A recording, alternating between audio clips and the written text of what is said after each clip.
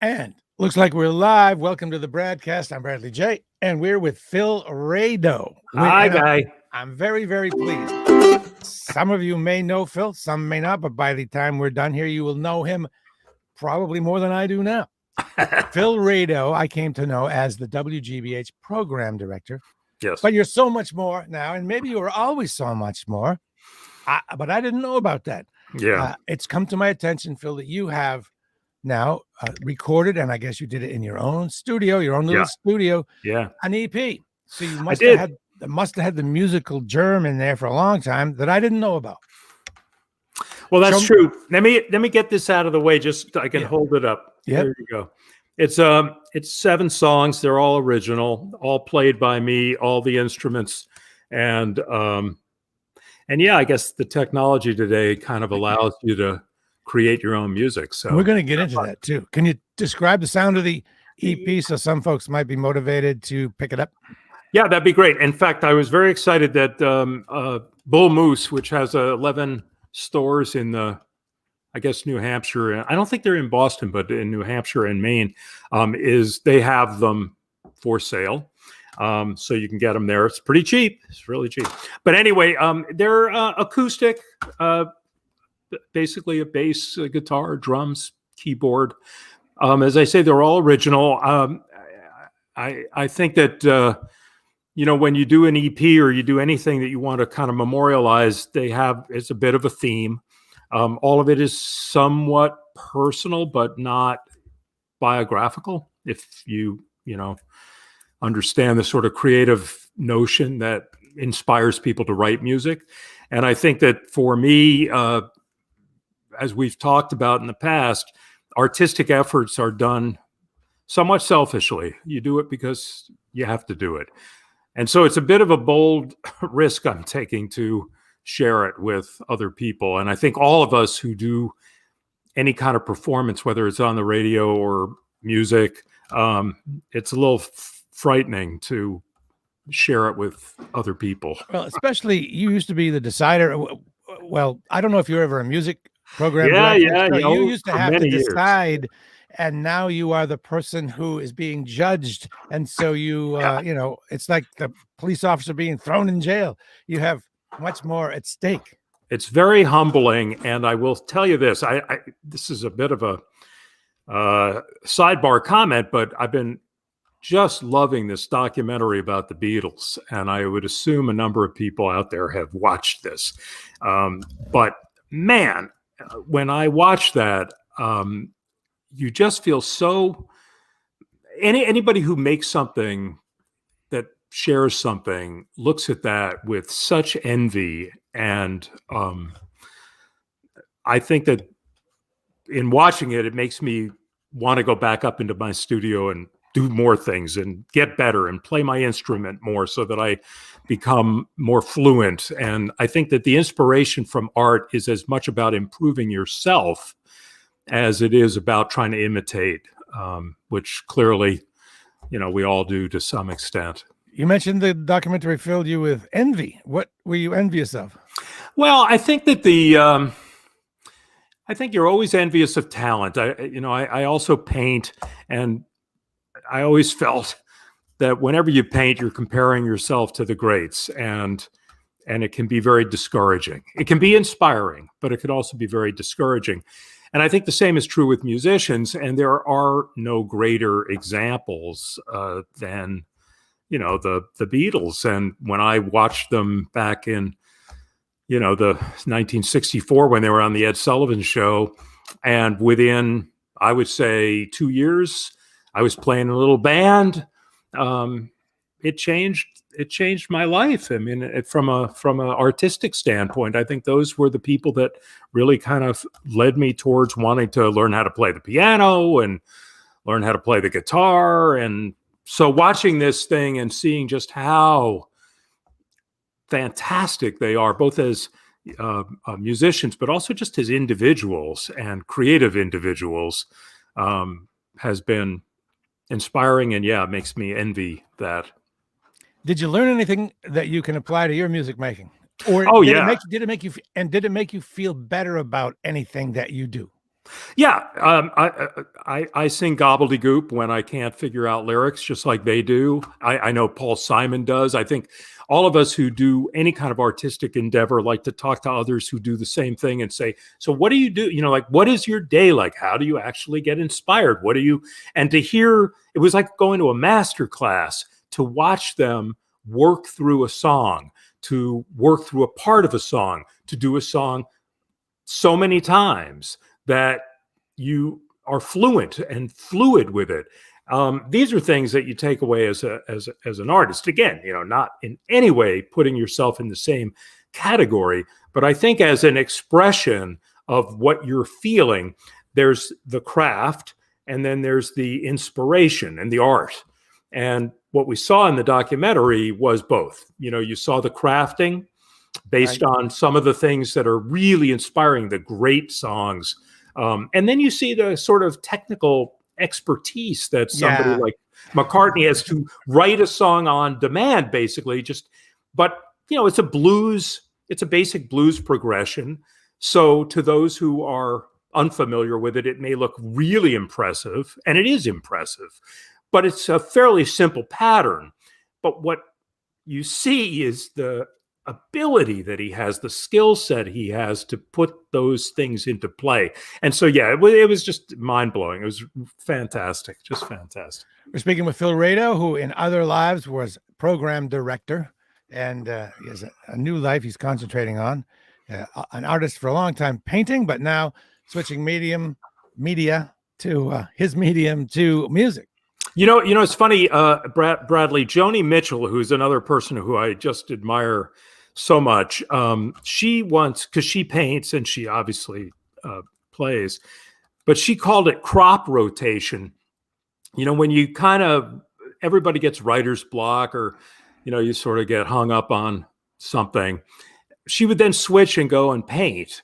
And I loved that expression, the crop rotation. So it was good cultivation. She would allow her musical field to lie fallow for a while and get enriched with the and then it makes you want to go back and play again. And she also, there's a great quote from her talking about taking some time off because she wanted to learn a new instrument. And I think in that sort of expression of wanting to learn a new instrument says so much about her creativity. I mean, it's not about stopping her musical journey. It's actually about continuing it by adding some more skills to it. And whether you actually master an instrument or not is almost irrelevant. It's the pursuit of another sound, or the way in which you might express a feeling with a sonic change, that I think is so inspiring. So yeah, she's another one. Getting back to the Beatles, documentary. Yeah. One thing I was encouraged by is that I saw from that I worry too much about the lyrics. Don't worry so much about them. And then I realized the other artists that I like David Bowie, you look at the lyrics, a lot of them make no sense. Yeah. Just put them down there. Yeah. It's more about how the words sound together than any thematic meaning they may have. Let them just act as a Rorschach test for people to put their own meaning in there. Yeah, but you know what's funny is sometimes because you look at a person like John Prine or James Taylor, or people for whom the words are actually a dominant part of the songwriting experience. I think the cool thing about it is that you can apply this sort of imagery and then go back and rework it. And by using the gobbledygook notion of just filling syllables so that it gives you a forward momentum to the music, and then going back and crafting things, I think is part of the poetic fun part of songwriting. I always know that poets talk so much about the importance of choosing the words. You know, you sort of have the thematic aspect of it fairly early, but then finding that perfect word that provides lift to the editorial part of your message or the lyrical part of your song. I think that's kind of the exciting thing. And again, back to the Beatles, you could just see that happening. I mean, one of my favorite scenes is when George Harrison comes in with something, which is going to turn into something the biggest song that the Beatles ever had, written by the junior songwriter in the group at the time. He's struggling with the line, and he goes, something in the way she moves, and he can't come up with the next line, which of course is like, attracts me like no other lover. He had attracts me like a pomegranate. Now, when you think about this, right, we're sitting there watching, 50 years later, a song that is not only iconic, but for which those words fit like a glove. Something in the way she moves attracts me like no other lover. Perfect. He had something in the way she moves attracts me like, and we're all screaming at the screen, no other lover. And he's going, a pomegranate, because he hadn't found the right phrase yet. Imagine a world where he'd kept the word pomegranate in there. If he had, we would have grown used to that and thought that was the genius lyric. That is well, there you go. Yeah, that would have been the hidden meaning. Well, that's sort of the the Paul McCartney and scrambled eggs instead of yesterday, and that kind of. Those are great little stories and anecdotes, and keeps those of us who are trying to write songs from going crazy, because we know that our heroes are doing the same thing. Right. Now, it's a lot of folks' dream to have a little studio in their home. Yeah. And with today's technology, it's super doable. You've done it. I can't wait to have you describe your studio and the stuff in it and how you acquired each thing. Yeah. Well, it's funny. I always lived in cities, or for the most of my life, I grew up in New York and Manhattan. So it was hard to have a lot of instruments lying around. But I love instruments. I love instruments, and I love books. I see them as sort of similar. They're like friends. People laugh. They say, well, how can you have so many books? It's like, well, they're like friends. Can you have too many friends?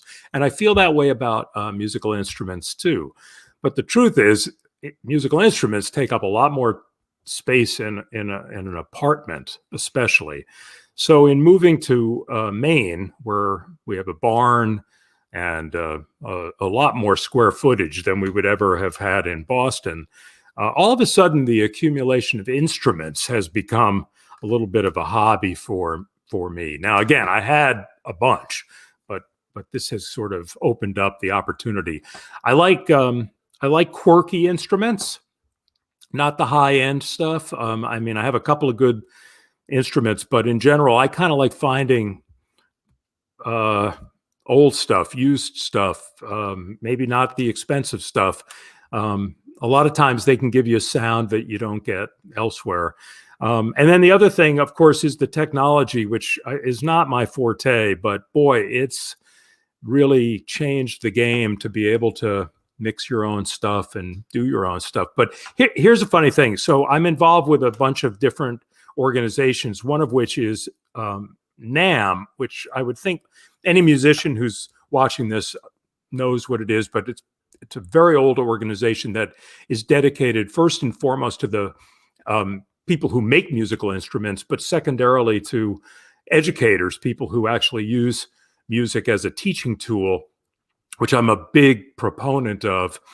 And I got involved with NAMM, and in getting involved with NAMM, I met a bunch of musicians, and one of them was Joe Vitale, who plays with Joe Walsh. He's a drummer. And I tell this story not to name drop, but because I asked him to play a couple of tracks for me. He played drums on 2 tracks that are not, by the way, on this new EP, but he played drums on 2 tracks. And when I heard them, it made me play better piano and guitar. His level of excellence, I mean, he's world class. And when I heard his tracks against my song, I went in and redid all the other parts, and it came out better, simply because I was playing with somebody who was that much better than I was. So this sort of brings me back to this creative discussion about watching the Beatles or anybody in the process of making music. The better the people are who you can play with, the better you will become. And they were so blessed to be working with one another, each of whom independently were great. And the collective was obviously, incomparable. But I think COVID made it much more difficult for people like myself to collaborate with folks. And I was hoping I would be playing with more and more musicians. And I've played with very few since I left the radio business and started doing this. And so having the opportunity to have a guy like Joe play drums on a couple of my songs and me going, okay, I'm going to go back up and I'm going to practice a little bit more. Any interest in the energy provided by people playing with you live in your studio? Yeah, well, I've had only a few because of the virus, but that's what I'm looking forward to. In fact, this spring, one of my hopes is to do some open air free stuff. In the summer, I played downtown.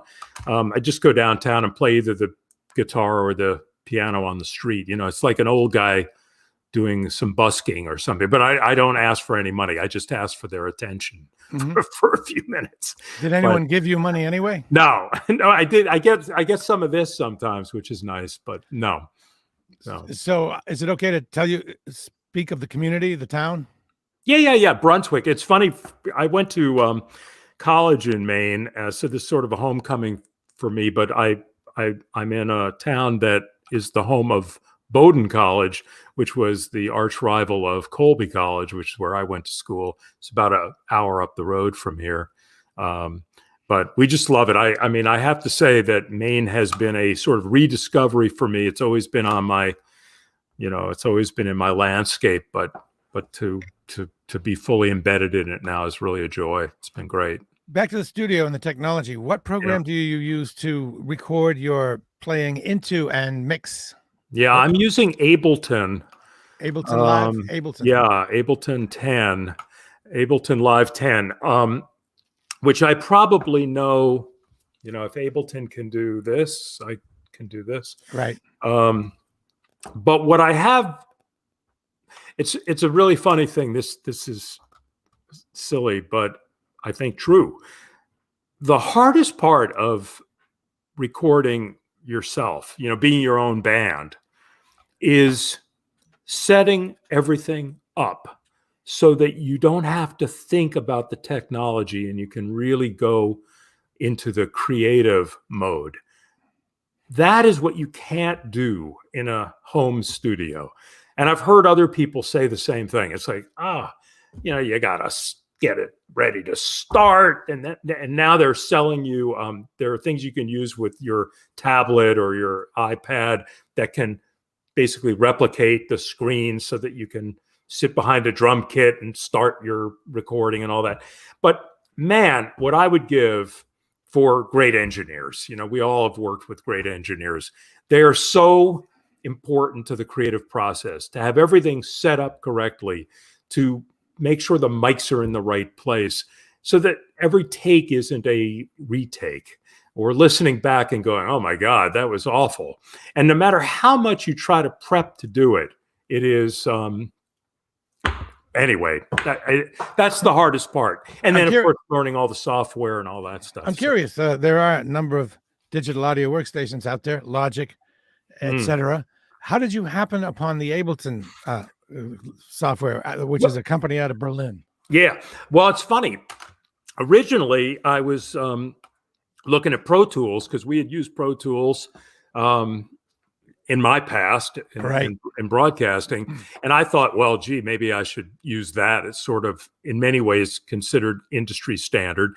Then we used Cubase at GBH, which is a much more complicated, almost overkill for what I was trying to do as a sort of singer-songwriter. But what I wanted to do was to make sure that I was on the cutting edge of a software company that was going to continue into the future. And a lot of hip hop artists, a lot of beat and electronic music was being done in Ableton. So being this old guy, I said, I want to go with something that's more on the cutting edge, as long as it can do everything I need it to do. And sure enough, Ableton can do everything that I needed to do, and then some. As I say, I'm just learning about it. In fact, so here's a funny story. I learned enough Ableton Live so that I could do my, multi-track stuff, and it was okay. And then when I hooked up with Joe Vitale, Joe said, "Look, you got to make sure that you give me a drum track so I can play along with it." And I had never made a drum track before. I mean, I played a drum track before, but I'd never made a drum track. So once again, coming back to people who are good make you better, it forced me to go in and figure out how I could compose a drum track that he could use as a click track to play against, which again, if I'm playing the music, I don't need it. I don't need that kind of click track. I can use a metronome. I can use a lot of things, but to export it so that I could send him the proper files, he forced me to up my. Well, now anytime I do anything with anybody else, I build my own drum track, which allowed me to explore all the instruments that are embedded in Ableton, which I never really used because I played the instruments that I wanted to use. So I start hearing different sonic opportunities. I start thinking, gee, maybe I could use that in a song. And at the end of the day, it's sort of the Malcolm Gladwell thing. You need 10,000 hours. And even though I was in a kid band, and even though I would pick music on the radio for many, many years and worked with some of the greatest artists ever, including McCartney, you still got to put in the 10,000 hours. So I've got a long way to go. I figure by the time I'm about 90, I should have it under my belt. Yeah, you're going through technological growing pains, but there is a reward, at the end of each bit of that, which is nice. You can become more independent. But I have a friend in Chicago who's an artist. He's been, career artist as opposed to my sort of amateur status. And he and I talk about this all the time. He's a little older than me. I think that the biggest challenge that I face, and I know he faces, is that the world today is operating on social platforms. Here we are on them now. And so many folks in my age group that are coming to the time that they need to devote to these kinds of projects really don't know enough about how to get the word out. And I'm including myself in this, for which I'm grateful that you even give me this platform here. But my website's terrible. I need to spend time on it, promoting the songs that I have to the right audience, which is all I did my entire career. I don't really know how to do in the world of digital. I just don't know how to do it. So my best shot is to play in front of people. Well, that's difficult because we've been in lockdown for a year and a half. So it's really an interesting conundrum that a lot of older artists are in. If you don't have an existing sort of fan base, it's very, very tough to get your music out and have people respond to it. And even to make the videos, somebody said to me once, you should share with your audience the process of making the song.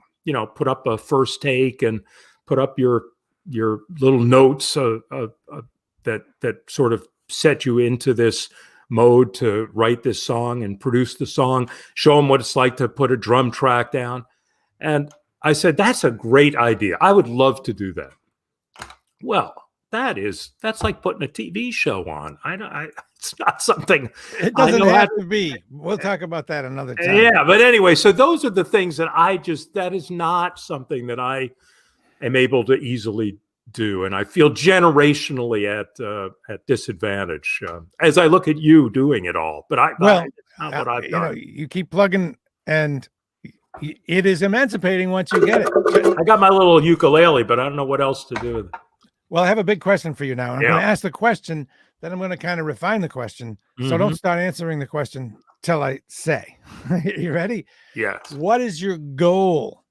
And the reason I asked that question is I see that you've done an EP And so a lot of times when people put together an EP, the goal is to sell EPs, make a few bucks. I get the sense that's not your goal. No. And if it's not your goal, why bother with the EP at all next time? Why not?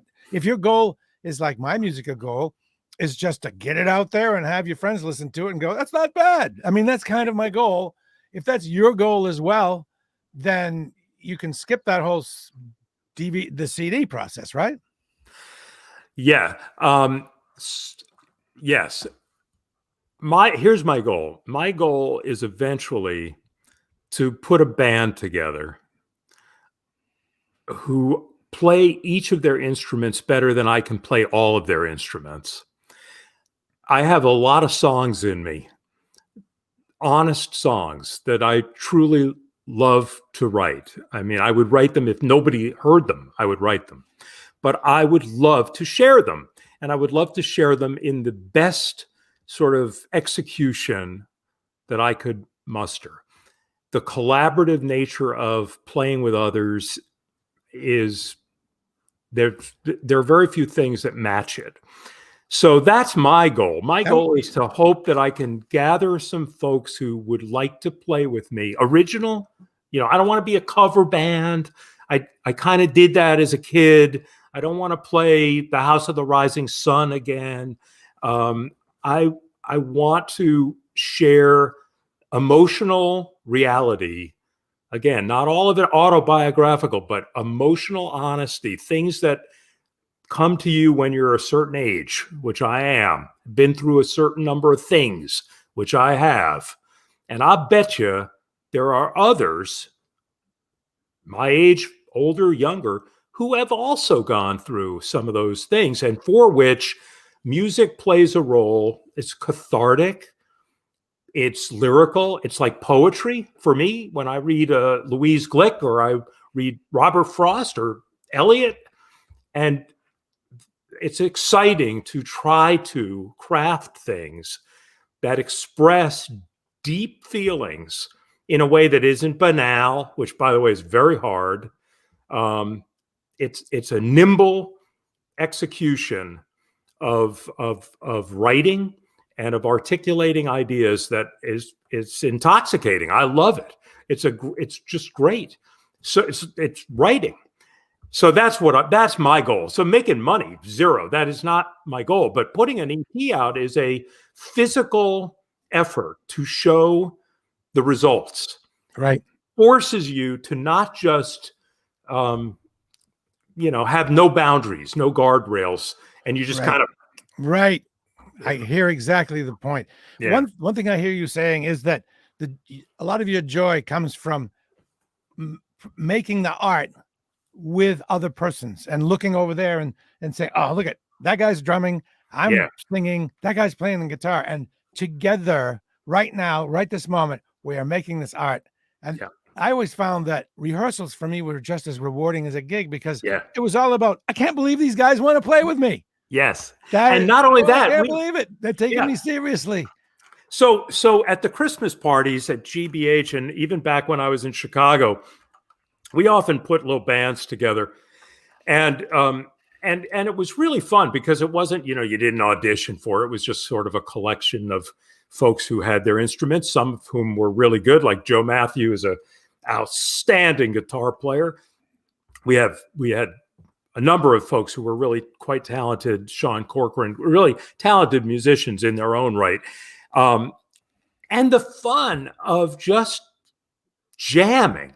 Now, of course, the problem with that is often you devolve to, 1-4-5 blues for 5 hours. Yeah. And so what I look forward to is being able to say, I've got 4 songs here. Here's how I play them. How would you do them?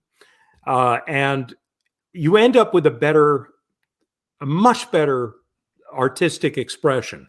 Now, I will say this again, coming back to one of my heroes is Joni Mitchell. Joni Mitchell was famous for not wanting to play with a band. I mean, she often early in her career would say, I don't want to be distracted by what other musicians want to do. And in a lot of ways, it was because her music was so complex that other than jazz players, a lot of the sort of usual suspects who played backing bands weren't going to be a good fit for her.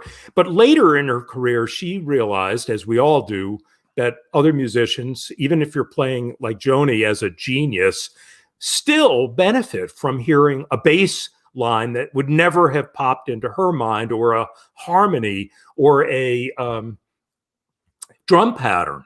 So yeah, that's exciting. That's as creative as writing the song, hearing what somebody else does with it. And as I say, when Joe Vitale sent me back his tracks, I went, wow. And then I took all the other tracks I had done off and redid them, because it was that much better. We're with Phil Rado. He's got a new EP out called Notes. May I ask you 2 radio questions before we go? Oh, sure. Yeah. Okay. I love radio. Number 1, did you like being a program director? Well, I was the general manager at GBH, and I was general manager in Chicago and at Greater Media. But I loved being a program director. I started as a program director. In fact, my first job down on Cape Cod was program director right out of college. In fact, I look back at that and go, I don't know how I got the gig, but I loved it for the same reasons that I'm talking to you about the music. It's a collaboration. It's an ensemble. You get to pick the folks who are going to be on the air. You help guide it. You don't ever determine it, but you help guide it. And I think more than anything, one of your on-air people often inspires another on-air person to be better. I mean, this is like any sort of collaborative ensemble, whether it's a team sport or theater. I think that performance begets performance. Success can often lead to greater success.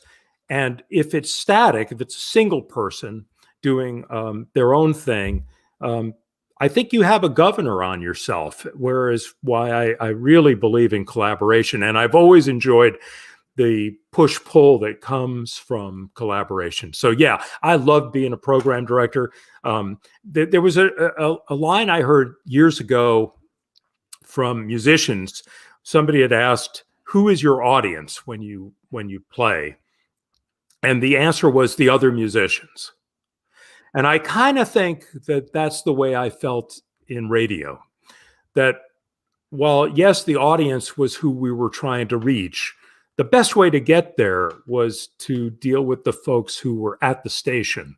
And if they were enjoying themselves, somehow it would come through the wire. Somehow there was a spirit that transcended all the technology. And I feel exactly the same way about the artistic effort with music or any of the arts. If there's an authentic energy behind it, the technology won't get in the way. And if there isn't, no matter how great the technology is, it's just not going to happen. Boy, it sounds like I would have liked working for you. Okay, one more radio question. Hey, I see a couple of names popping on the screen who I know, so I want to say hello to Kerry. I haven't. Gosh, it's been so long. Anyway, I don't mean to digress. It's okay. No, that's fine. Yeah, that's absolutely. Yeah. The other one is a lot of people talk about how radio's not as enjoyable as it used to be. It's not what it was. And I'm wondering how you feel about that. And if you agree with that and you were omnipotent, how would you fix it? You would wave your magic wand and do what to fix it? Well, the first thing I would do is I would make sure personalities lead the way. I've always believed in personalities. I don't think radio is at all dead. First of all, it's not just from a statistical standpoint. It still reaches a ton of people. But I do think that where radio is missing the boat is it's not taking what it does uniquely well and making a big enough deal of it. And what I mean by that is it's a real-time medium.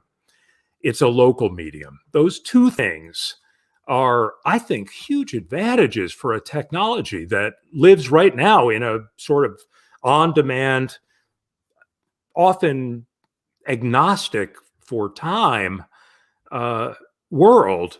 and digital is great for that, but broadcast, whether, again, you can get it on your phone. I don't really care where people get it, but real time in the moment, I think, is enormously powerful. But I don't think broadcast radio promotes that. I don't think it even understands the value of that.